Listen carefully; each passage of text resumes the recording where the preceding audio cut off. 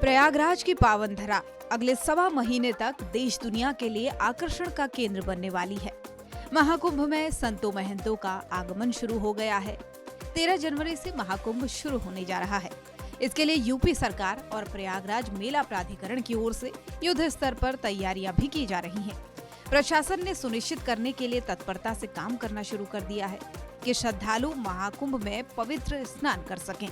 इस बार कुंभ में कई तरह के नजारे देखने को मिलेंगे।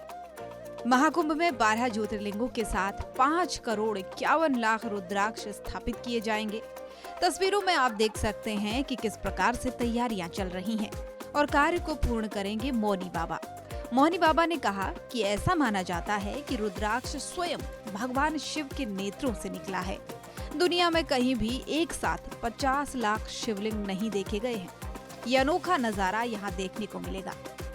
महाकुंभ को भव्य बनाएं, भारत हिंदू राष्ट्र बनाएं, संस्कृति के कड़कर में माँ गंगा में गोद डुबकी लगाएं, सभी चलें माँ गंगा के तट, ऐसी निज मन अलग जगाएं के संकल्प को लेकर के मैं तीर्थराज प्रयाग की पावन धरा पर माँ गंगा की गोद में भरद्वाज महाराज की तपस्थली पर अक्षय वट की छाया में भरद्वाज महाराज की तपस्थली के मध्य भगवान ब्रह्मा की प्रथम यज्ञ भूमि पर बनाने वाली रुद्राक्ष की 12 ज्योतिर्लिंगों का संपूर्ण दुनिया में पहली बार, विश्व में पहली बार, स्वतंत्र भारत में पहली बार, सतयुग त्रेता द्वापर के बाद पहली बार बनने वाली कुंभ के 2025 के मध्य में यह एक अलौकिक, अनोखा, दिव्य, भव्य, सुंदर और संसार के कल्याणकारी संकल्पों को लेकर के तीर्थराज प्रयाग पहुंचे हैं।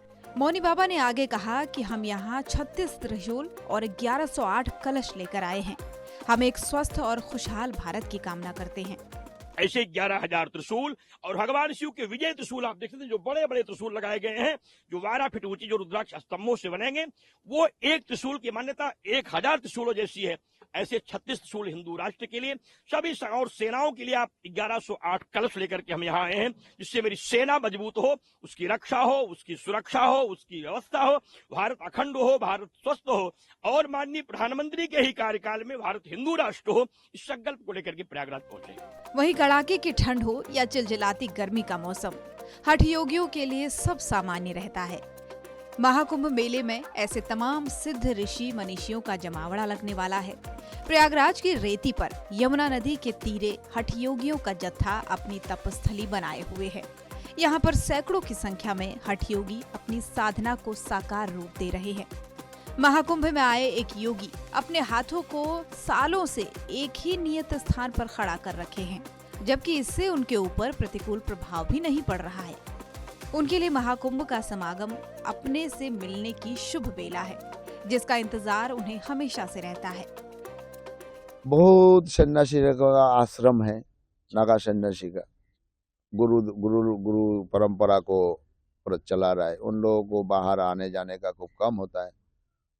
बहुत महात्मा हमारी उत्तराखंड, हिमाचल में गुफा में तप कर रही है। उन लोग भी यहाँ इस कुंभ मेला में हमारी को भी दर्शन मेला होते हैं।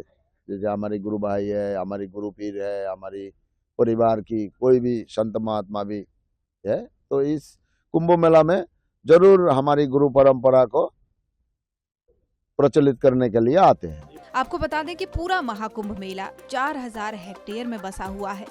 बहरहाल महाकुंभ मेले की शुरुआत 13 जनवरी 2025 से हो रही है, जिसका समापन 26 फरवरी 2025 को होगा, जिसमें 40 से 45 करोड़ लोगों के आने की संभावना जताई जा रही है।